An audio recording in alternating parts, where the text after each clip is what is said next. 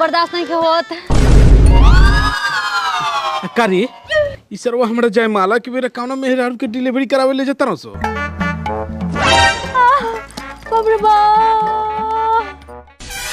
भैया तुम ध्यान से देखो उ भौजी होई हमरा तो बुझाता कोनो अपना केरा के थम पर बैठा के भौजी के टांग देले बा।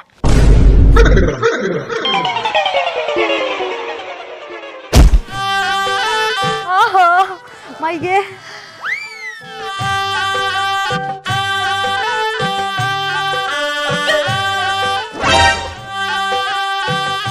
जीजा जी ए जीजा जी कहला सुतल बानी कल सुहाग रात बा दीदिया के साथे रात भर सुत रहम।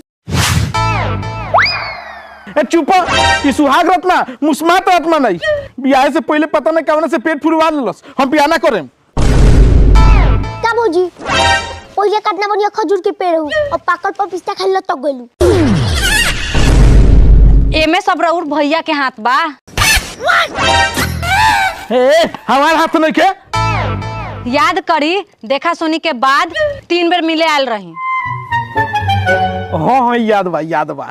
पहला बार मिले आयल रही तो 3 गो चुमा देनी, दूसरका बार मिले आयल रही तो 4 गो चुमा देनी, आ तीसरका बार मिले आयल रही तो पूरा तिलक माफ करवावे लगी का देले रही। याद करी करी करी।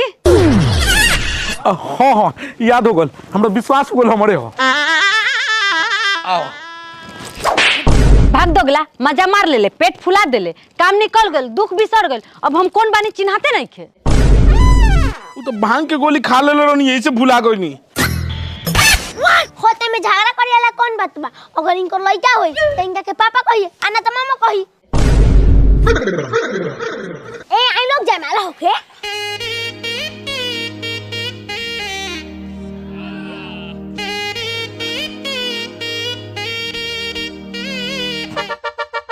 अच्छा तो कैमरामैन जी हम पे फोकस करने का क्या लीजिएगा।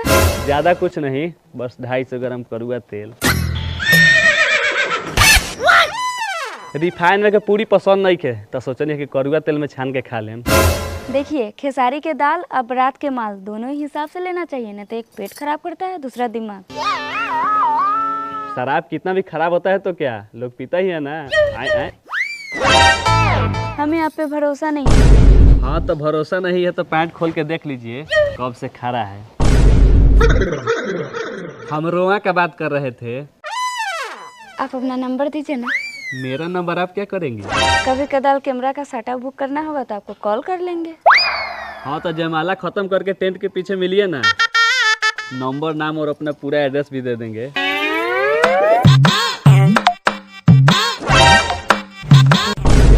ए कैमरामैन छिनरी कुमार तेंगा खड़ा होके अपना माई का फोटो खींचत रे। चल स्टेज पर तो जीजा जी खड़ा बरन।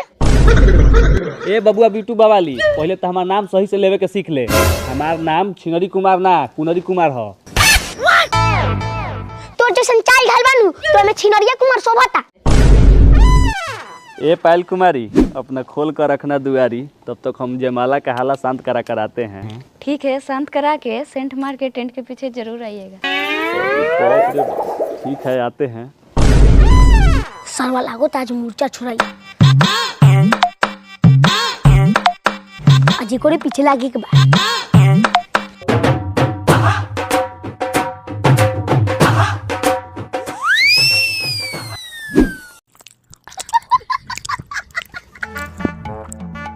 लगा था कि पहुना के जरिए से आदत बका देना उड़ी चूसे के। हाँ भाभी जी हम तो नाने में चूसनी जवानी में होट।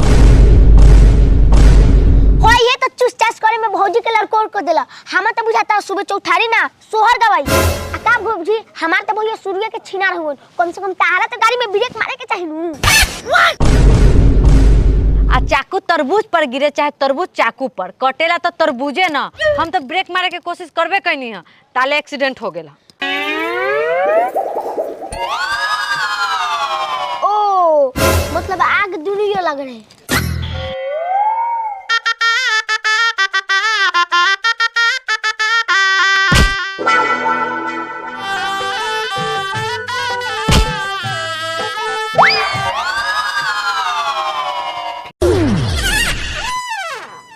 जीजा जी खा ली। अरे ली ना, आपकी मजाक ना करे। ना हो ली ना। ये हटाइए के रखे कोनो सुंदर साली के बोलाई। लो हो, ई बड़ा छड़िया जीजा बड़ा।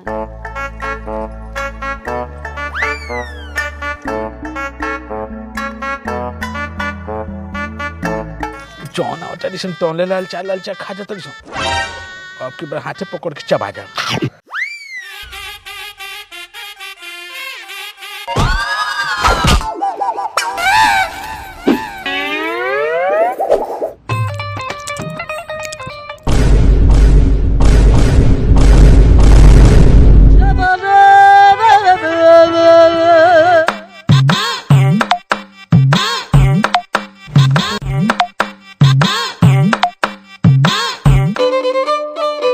अरे लेट काहे है जी? दुल्हन दूल्हा को रसगुल्ला खिलाकर जयमाला का कार्यक्रम आगे बढ़ाया जाए। आओ आओ कैमरामैन कुकुर कुमार जी, इतना देर से कहाँ रहा हो? पैसा ले ले बड़ा भैंसा चढ़ावे खातिर। देखिए, सभी के नाश्ते के पैकेट में 2-2 रसगुल्ला था और मेरे नाश्ते में 1, तो उसी को रिप्लेस कराने गए थे। और दूसरा नंबर, हमारा नाम कुकुर कुमार नहीं कुनरी कुमार है। रे सर, ते कुनारी हो चाहे छुदारी हो, पहले आके हमार क्लोज अप कर।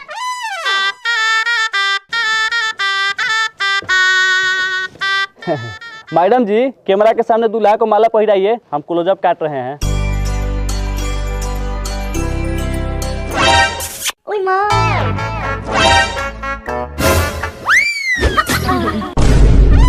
कुंवार लड़की देख के लाइन मारा तारा। सही मुस्खा के बिलाई भइली भगतीन। हमारा रोडवावल गाड़ी चलावे का मन नहीं खे। एजेंसी में से नया माल लिया है, जौना के फीता हम ही काटब।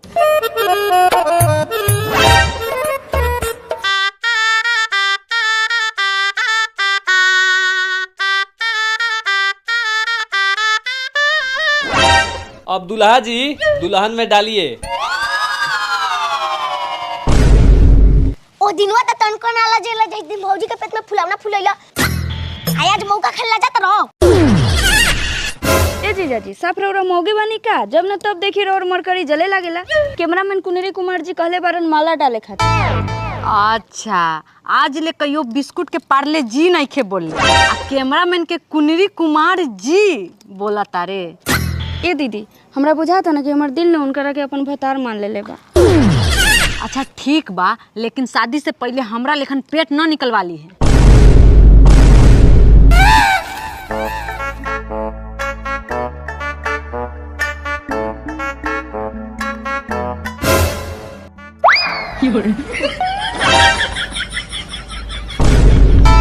का मेहमान रौरा से एगो माला नहीं खे डाला, पता ना उस दिन कैसे डलले होखे।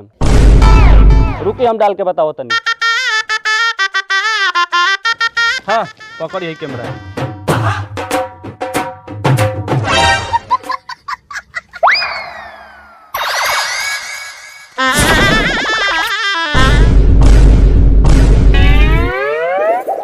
तहारो त निशाना गलत बा।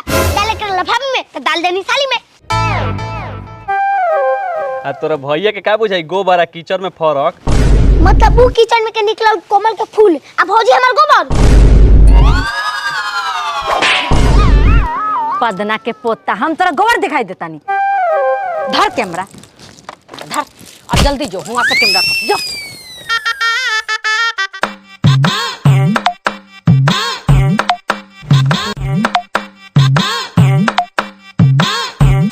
ए ई शादी नहीं हो सका। ए काहे ना हो रे? बियाह करे से कोन अकेले? एकरा मटका में टटका जौन दही जमल बानू, ओमे जोरन हम ही डालले बानी। ई कौन है रे जोन दही जोड़न मटका के बात करता? ई हलवाई हवे। ए जो जमाला के बाद सारा तोर दही के पैसा चुका दे हम। का हम हलवाई हई? हलवाई हई रे। ए हलवाई के मलाई सारा खा के बिलाई चल लिहज करे। भैया हो, एक बात से तलावत है कि भाभी के पहिल का भतार हो। ना ना ना, हम एकरा के नहीं के चिन्हत। का बड़ा जल्दी भुला गइलू।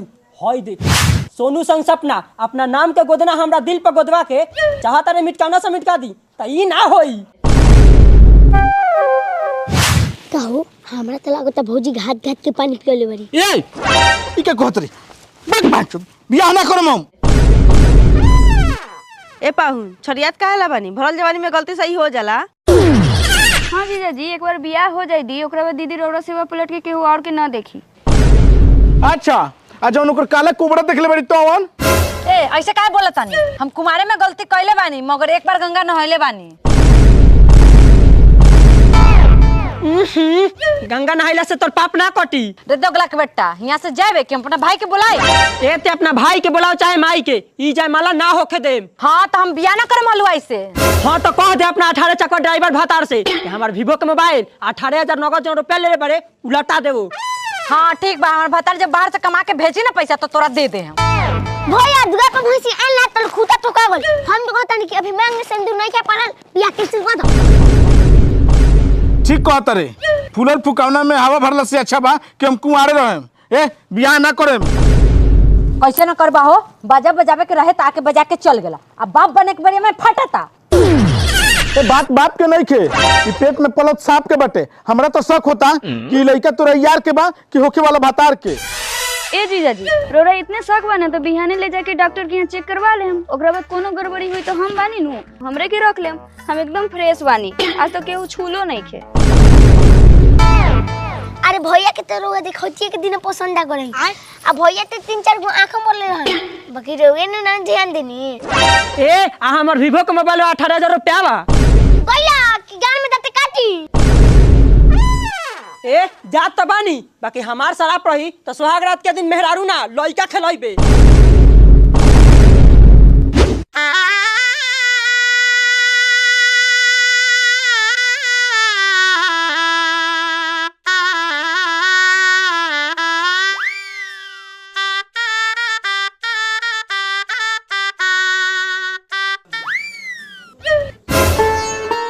कुछो कह भैया बा लड़की के खाली पेटे नु फूलल बा लेकिन माल तो एकदम सुपर हिट बा। मन तो करता जनरेटर के तार छुड़ा के चुमा ले ली। बात सरवा तोरा का चिन्हाई लड़की भले देखे में ब्यूटीफुल बिया लेकिन मुरझाइल फूल बिया।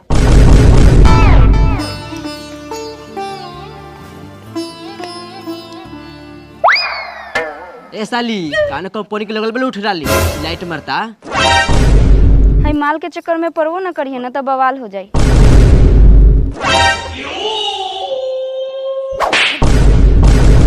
रे सरवा ओ घर से देखो तनी इहो तो केहू के घर के इज्जत बिया एकरो मान सम्मान बा। तोर मौसी हियो ना तो तोर चाची हियो ना तो तोर दीदी हियो। ना तो अब सारा तोरा गांव में काहे बाबू शिफ्ट होल बरे? दुल्हा बाबू कार्यक्रम को आगे बढ़ाया जाए, हमें टेंट के पीछे भी जाना है। का हो कोनो नया धंधा चालू कइले हो का? तेल चता गेला।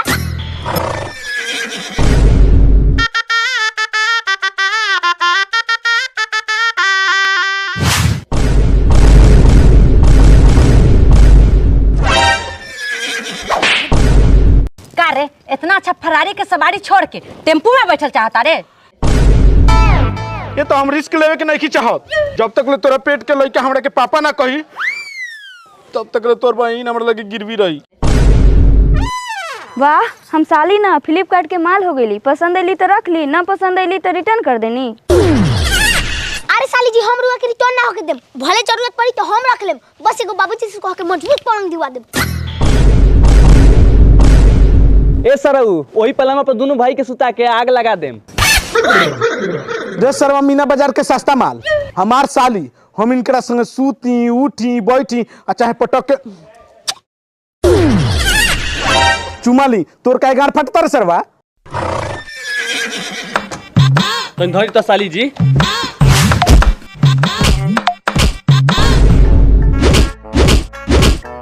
ये कैमरामैन कुनेरी कुमार जी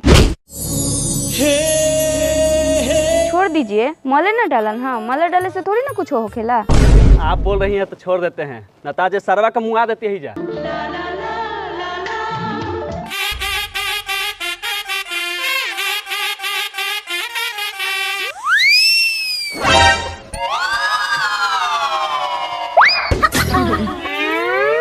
का रे तू दोनों भाई छिनारे बारस का? आज इनार जैसन गहिर धरी देख के मन कर लखे एक डुबकी मार ली। ज्यादा अंदर तक ना चाहिए बबुआ, ना तो वही में डूब जाएगा।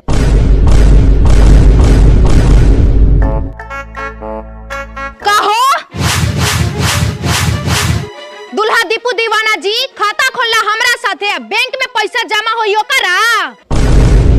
ई कौन हिया हो? ऊ का बताइहन, हम बताओ तनी।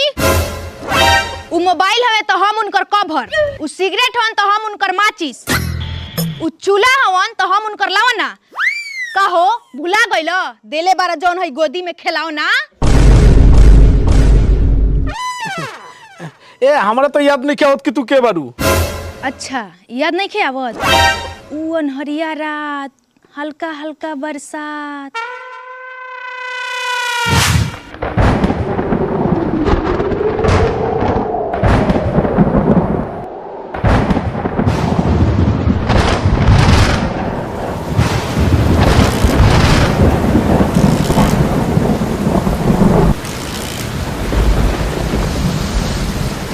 अंदर ना तो तबीयत खराब हो जाई। अरे ना ना हम एजा ठीक बानी। अरे आ जाई तबीयत खराब हो जाई।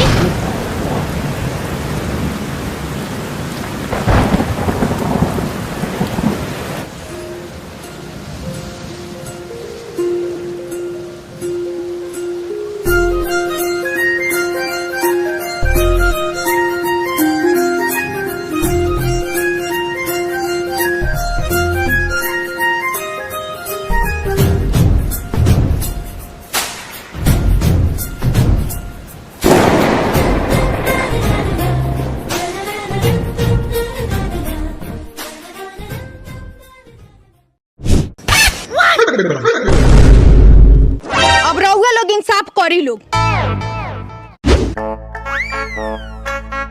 अच्छा कैमरामैन जी, आज तक साटा पर गए हैं तो कै गो लड़की को नंबर दिए?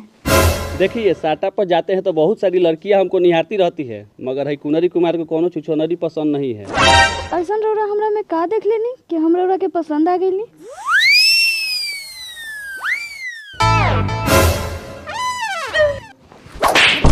लोग ठीक है कहता है कि कैमरामैन एकदम छिनारे होता है। हमरा कहे के मारे कि तू बारूद के ढेर बारू, खाली माचिस मारे के देरी बा। हमरो तो कबे से मन होका था, चली ना यही बारूद के ढेरी में दोनों आदमी लहक लेवल जाए। एक करे जा, हमरो बर्दाश्त नहीं हो। चलो ना।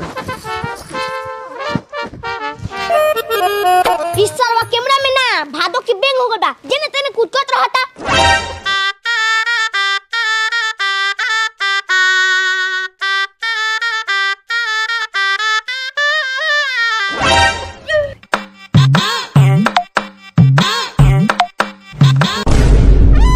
जब टेंट के पीछे पेंट खोली तब पेट तब फुलबे करी। हम तो कहता नहीं कि यही मारवा में तू टिकवा लो, अन्ना तो बियाह से पहले ही माई बन जाइबू।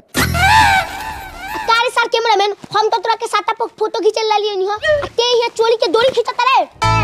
देखो ढोलक एक हाथे ना बजेला, इनकर मन रहला तो बजा देनी ह। आ अब की लगन तो ना, लेकिन अगिलका लगन में हई राजा जी के रजाई जरूर बनी हन।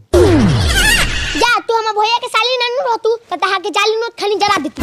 भले जर के मर जाए लेकिन तोर भैया के साली कबो ना बना। ए कैमरामैन एक आके छोड़, ई साली बनो आ चाहे ना बनो, एकर बहिन हमर भौजी बने खातिर तैयार बाड़ी। का नंदोई जी, दू कली के फूल बना के जिंदगी खराब कर देनी। तू तो अनजाने में हो गई। अरे वाह, चोर चोरी करके कहता कि डकैती कहाँ भेलक ह? सारा खेला खेल गेला आ हमरा पर शक करत रहला ह। हम तारा पर शक थोड़े करतनी, वो तो कभी कभार गांजा पी लेवन तो भुला जाइला। तू गाजा ना गोजनी हो गल बारो, आहे सजनी के भुला गल बारो। करवा चौथ के दिन चलनी में मुंह देखे के बाद चलो घरे। ए कतही ना जइहन। ए इतना सुंदर हमरा भोली भाली ननद के तू बहला फुसला के पेट फुला देला। अब कहत रहा कि छोड़ के चल जाम। हम देखत नहीं जैसे तू कैसे हिल लेबा। हमरा गांव में 10 को आदमी बा। तार ना वो सीधा साधा तारा घर के तबेती अपने पेटी के ताला तुरुआ पर बिचौन बाड़ीसन आ दूसरा के दोस्त देले बारू। पूछा कैमरामैन के साथ टेंट के पीछे का करत रहला? अरे तू का करत रहले? अरे गल रली रे इनकरा के बुनिया देबे। रे जबरदस्त झूठ। हाँ तोरी बहन के बोका से बियाह कराई। जब ये घर के बेटिया अपन इज्जत लुटवावत तरी सन तो के ना लूटी। आ का हो साली, तहरा पर तो हमरा अपना मेहरारू से ज्यादा उम्मीद रहो। तोड़ देलू दिल। अच्छा मेहमान जी, उ सब छोड़ी आगे का करे के बा? एक करे के का बा हम बताओ तनी। ओकर तभी पेटे में बा, हमर तो बहरी आगल बा। एक आधारो कार्ड बनवा देले बनी, एकरा बाप के नामो चढ़वा देले बनी, दीपू दीवाना। आधार कार्ड बनवावा चाहे भत्तार कार्ड, हम इनकरा के छोड़े वाला नहीं खी। छोड़बू काहे ना? आबो छू के देखाबो। दीपू जी जरा ध्यान से देखी, हमर दिल आजो धड़केला रौरा खातिर। ए दीपू जी, मेरा भी दिल आपके लिए धड़कता है। तोहर तो बीए डलाइल बा, हमर तो फसलो उगल बा। भौजी भौजी, हमरा पेट में बड़ी जोर से दर्द हो गेल। माइगे भाभी भाभी बहुत जोर से दर्द करता, बर्दाश्त नहीं होत।